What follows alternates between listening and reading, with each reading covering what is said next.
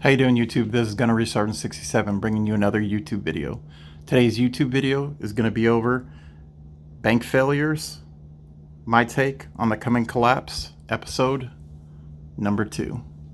All right, as some of y'all know, today is May 3rd, 2023, and what's been going on today is that the Federal Reserve had their monthly FOMC meeting where they announced that they will be hiking interest rates all the way up another quarter of a percentage point to bring interest rates over 5%. I think right now it's standing at 5.25% as far as interest rates go. And right before today happened, another bank in the United States has failed. First Republic Bank has went ahead and failed. It was bought out by JP Morgan, Citibank, and with that transaction as well, I do believe that the Federal Reserve went ahead and obligated $13 billion into aiding the purchase of First Republic Bank to JP Morgan Chase. So you have one of the biggest banks in the United States that have taken possession of a smaller regional bank. A lot of people have went ahead and drawn a lot of similarities between what's going on right now to what happened in 2008 with the Great Recession. I'll tell you right now, there is a little bit of rhyming between the two events that took place in 2008 until today. I do believe the biggest bank in 2008 that failed was Washington Mutual, I do believe. And then there was an additional 23 smaller banks that had failed over that course of time between 2008 and 2009. If I got that wrong, please go ahead and comment it, and go ahead and set me straight out in the comments below. But as of right now, we've had 3 banks that have failed in the last 5-6 weeks. We've had Silicon Valley Bank fail. We've had Signature Bank fail. And then, of course, we've had First Republic Bank fail. I do believe that in 2008, the accumulative assets of all 24 banks that failed in the Great Recession in 2008 was a little under $300 billion. But with the 3 banks that have just recently failed here in the U.S., it is well past $532 billion in assets has basically disappeared. Now, the Federal Reserve has come back in and they've stopgapped basically all of the accounts. They have said that, hey, we're going to make everything whole. And that is going to be by way of federal tax-paying dollars and also just printing them out of thin air. It's what our government does best and the Federal Reserve does best. It's going to end very badly. The correlation between the two events, 2008 and to today, again, like I said before, it rhymes, but is not going to be the exact same. And this time it is going to be way, way worse. This is very early in the year. It's only the beginning of May, and I think we've got a lot of pain coming.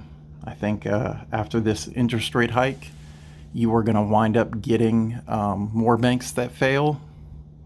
They're going to be insolvent, and you're going to see a lot of smaller and mid-sized banks fail, and you're going to see the too big to fail banks. I think there's 6 of them that are probably going to be taking possession of those banks. So, before I say this, I'm not a legal or a financial advisor. I'm not giving anybody any advice. I'm just letting you ladies and gentlemen out there in YouTube know what I'm doing. I'm slowly but surely taking cash here and there out of the system. I'm setting it aside. because for a short time, if there is an economic collapse, cash is going to be king. But once that event transpires, cash within a couple of months is going to depreciate extremely fast. You're going to be being able to buy less and less services and goods, and especially assets. One of the things that I buy, I've said in other videos, is that I buy physical precious metals. So I buy silver, which is the main investment vehicle that I purchase, and I buy gold. These things I have in my hand.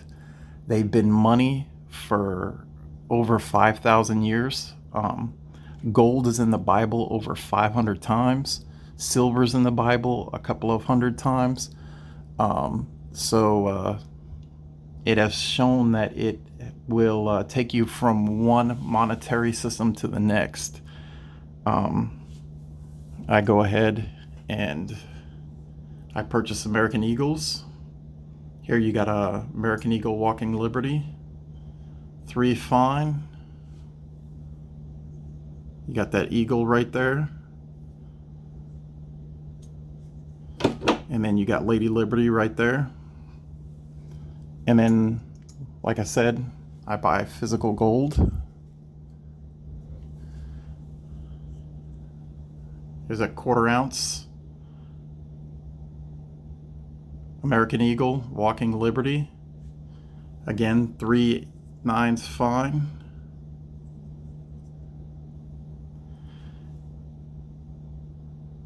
This right here, physical gold and silver, it does not have counterparty risk. When I say counterparty risk, what do I mean? Basically, any type of cash, any type of bond, stock, anything like that, it can lose value. It can be taken from you in some type of hyperinflation event or some type of trading event. Silver and gold, if you physically have it, cannot be taken away from you. Well, I mean, physically it can. Somebody can steal it, but if you're smart about it, you lock it up. You don't go ahead and make a proclamation to the world, hey, I've got physical gold and silver, I live here, it's here, then nobody can take it away from you. I also go ahead and buy gold bars. Here's a Valcambi 2.5 gram bar. It's a Sade. Nice 2.5 gram bar. I got a couple of other grams, but additionally though, it's going to take more than physical gold and silver to get us through to the other side of what's coming. Not just the fiscal issues that this country is going through as well. You also see it in our politics. The Republicans, Democrats, liberals, conservatives, they're all in decline. Our religion, the United States, was based on Judeo-Christian values, and those are going by the wayside. Our school systems are teaching our children garbage. Our inner cities are becoming cesspools. Crime is running rampant. Up is down, down is up. Wrong is right, right is wrong. It's just nonsense right now. And the only thing that can be drawn the logical conclusion of what's coming is a lot of pain for this country. I do believe we're going to be seeing inflation and shortages of services and goods like what's going on right now in Turkey. Right now, Turkey is suffering with about 85% inflation. I do believe that's coming. I don't think we're going to get to the point just yet of hyperinflation like Venezuela just yet, but it can happen. Additionally, not just the banking system, you have BRICS. For those of you that don't know about BRICS, it's a band of countries Brazil, Russia, India, China, and South Africa. They are all actively working against the dollar. I think here recently I read an article that said that so far over the last year, 85 separate countries have dropped the dollar in global trade. Um, so when that happens, a lot of that cash, you don't have governments or central banks wanting to hold American dollars. So there's only one place that those dollars go to, and that's flood back here to the US, which spurs inflation. So it's not just sound money you need. I think that, again, with all that pain, elevated crime, if you are prepared, there's going to be people that are going to want to take your things. And one of the most important things that you can buy is some form of personal protection, like what you see right here. Right in front of you is a Glock 35 40 Smith & Wesson. You're going to need some type of protection. If you're here in the US, that can be a firearm. If you live in another country, it could be a crossbow, a bow and arrow, anything that is going to give you an advantage to protect your person and your property. And not just that either. Food. Food, like here, I've got some long-term storage food. I got Mountain House. Me personally, I like to have a large quantity of freeze dry food. I've got enough for me and my family for a couple months. I've also got canned goods. I've got dry goods such as rice, beans. I've got flour. I've got dehydrated eggs, dehydrated potato flakes, dehydrated vegetables. I've got a decent amount of food to last for quite a few months without being resupplied. In addition to food, personal protection, silver and gold, the other type of metal that has to come along with it as well is lead. You need to make sure that you get plenty of this to feed this. So, and this is going to be very, very expensive. So go ahead and make sure that if you get whatever form of personal protection that you've decided on, especially if it's firearms, make sure you go ahead and get the rounds that go along with it. And also with it, get the training to utilize it.